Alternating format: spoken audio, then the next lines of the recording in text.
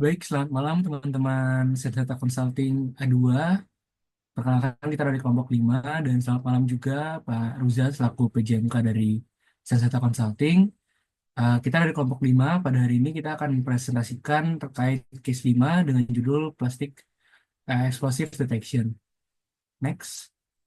Di kelompok ini kita terdiri dari 7 orang, di mana yang pertama ada Kania, kedua ada Olga, ketiga ada Jovita, keempat ada Arya, kelima ada Altaf, keenam ada Wanda, dan ketujuh ada Reza. Next.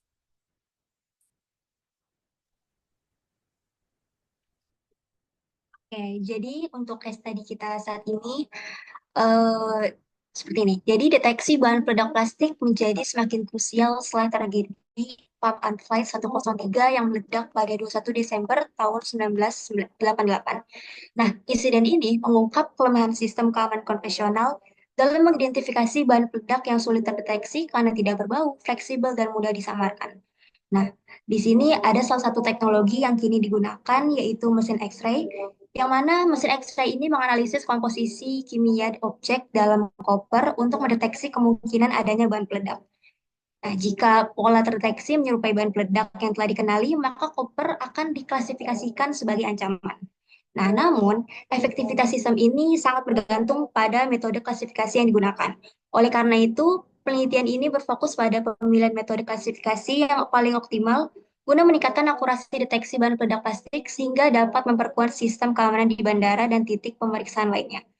Untuk penjelasan mengenai tujuan serta urgensi, pada case ini akan dijelaskan lebih lanjut pada slide berikutnya.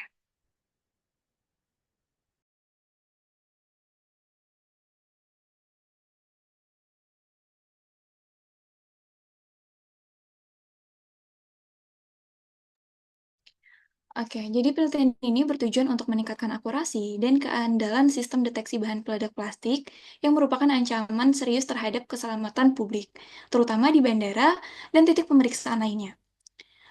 Tragedi Pan Am Flight 103 menjadi pengingat betapa pentingnya memiliki sistem deteksi yang efektif untuk mengidentifikasi bahan peledak yang sulit terdeteksi, seperti bahan peledak plastik yang tidak berbau, fleksibel, dan mudah disamarkan di antara barang bawaan. Jadi dengan memanfaatkan teknologi X-ray untuk memindai dan menganalisis pola penyerapan bahan, penelitian ini berfokus pada pemilihan metode klasifikasi yang paling akurat untuk mendeteksi bahan berbahaya tersebut, biar agar kejadian serupa tidak terulang di masa depan. Oke, next. Untuk dataset yang digunakan, sumber datanya itu dataset yang digunakan berasal dari eksperimen deteksi bahan peledak menggunakan mesin sinar X prototype. Data ini terdiri dari 2.500 sampel hasil pemindaian sinar X terhadap berbagai objek dalam bagasi. Untuk jumlah sampelnya itu 2.500 dan 1.250 sampel bahan peledak plastik dan 1.250 sampel 1.250 sampel bahan non peledak. Untuk fitur datasetnya F1 sampai F20 merupakan nilai numerik yang merepresentasikan pola penyerapan sinar X oleh material. Eh, untuk labelnya 1 itu bahan peledak dan 0 itu bahan non peledak.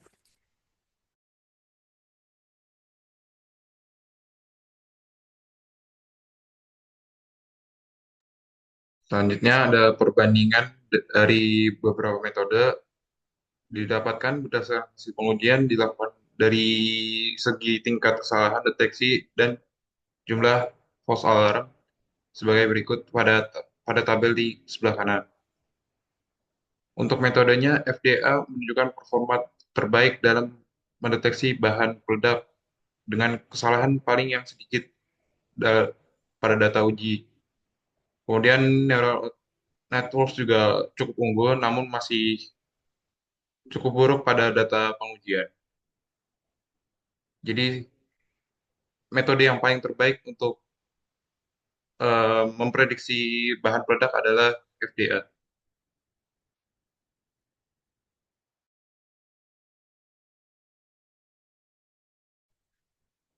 Baik, kita tinjau ulang di sini. Kasusnya adalah deteksi bahan peledak plastik. Nah, ada dua jenis kesalahan yang dapat terjadi.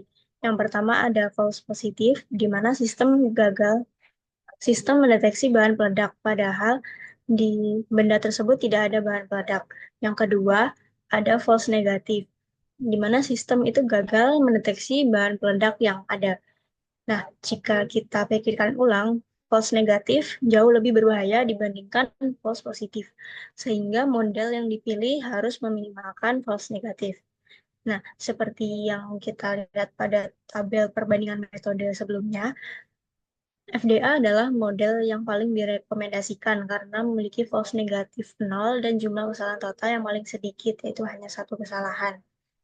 Nah, pilihan lain, jika ingin menggunakan metode yang lebih sederhana tetapi tetap akurat, mungkin KDA bisa menjadi alternatif meskipun memiliki satu bom yang terlewat atau satu false negatif.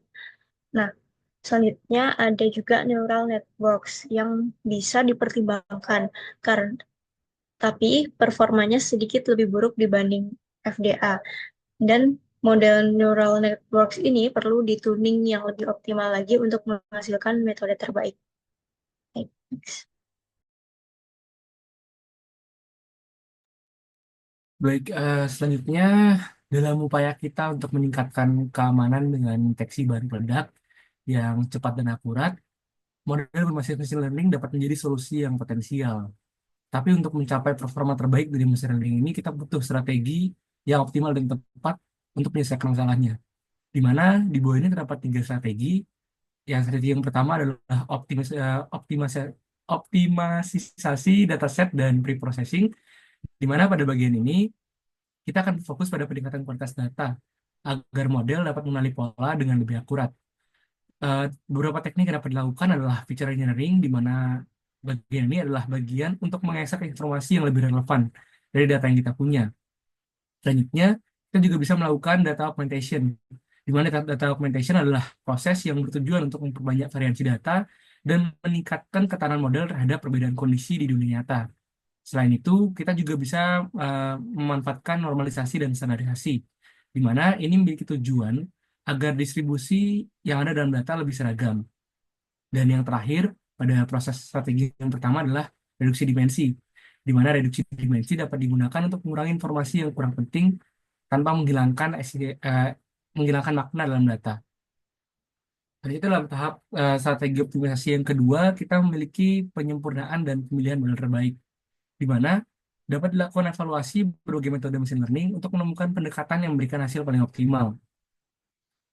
Metode pertama yang dapat kita lakukan adalah hyperparameter tuning, di mana hyperparameter tuning dapat diterapkan untuk mengatur parameter model agar mencapai akurasi terbaiknya. Dan yang kedua adalah ensemble learning, di mana ensemble learning ini adalah proses kita untuk mengkombinasikan beberapa model untuk meningkatkan ketahanan model terhadap kesalahan klasifikasi. Dan yang ketiga kita dapat lakukan adalah threshold tuning, yaitu menyesuaikan ambang batas keputusan model, sehingga model nantinya mampu meningkatkan sensitivitasnya dalam mendeteksi bahan peledak. Bagian ketiga dari strategi optimisasi ini adalah implementasi model untuk efisiensi dan kecepatan.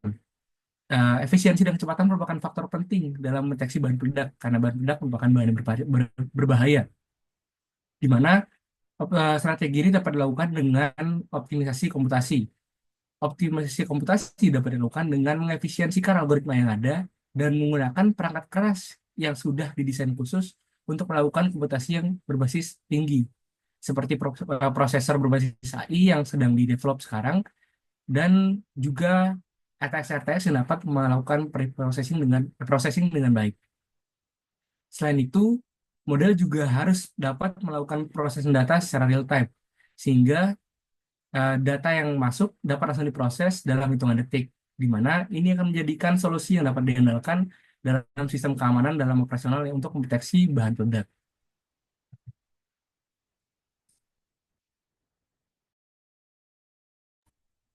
Oke, untuk langkah selanjutnya mungkin ada 5 hal yang harus dilakukan. Yang pertama ada optimasi model deteksi. Yang pertama adalah melakukan fine tuning parameter. Yang kedua menerapkan teknik ensemble learning untuk menggabungkan keunggulan model dari berbagai model yang telah kami gunakan, yang telah dipakai. Yang kedua ada penyempurnaan data dan feature engineering. Yang pertama di sini ada meningkatkan kualitas dataset dengan normalisasi, standarisasi, dan reduksi dimensi. Yang kedua menggunakan data augmentation untuk memperluas variasi pola deteksi bahan peledak. Yang ketiga di sini untuk langkah selanjutnya implementasi model. Untuk yang pertama ada optimasi komputasi untuk mempercepat proses klasifikasi dalam sistem deteksi nyata. Yang kedua ada pengembangan model yang dapat diproses secara real time. Langkah selanjutnya yang keempat ada evaluasi dan validasi, yakni yang pertama ada pengujian lebih lanjut pada data set tambahan untuk melihat konsistensi model. Yang kedua membandingkan metode klasifikasi dengan metrik yang lebih mendalam seperti precision dan advanced score. Yang terakhir ada integrasi dengan sistem nyata, yakni kita bisa melakukan pengembangan dashboard atau sistem peringatan otomatis bagi operator keamanan, contohnya pada hardware implementation untuk X-ray di bandara. Next. Oke, sekian presentasi dari kelompok 5. Terima kasih.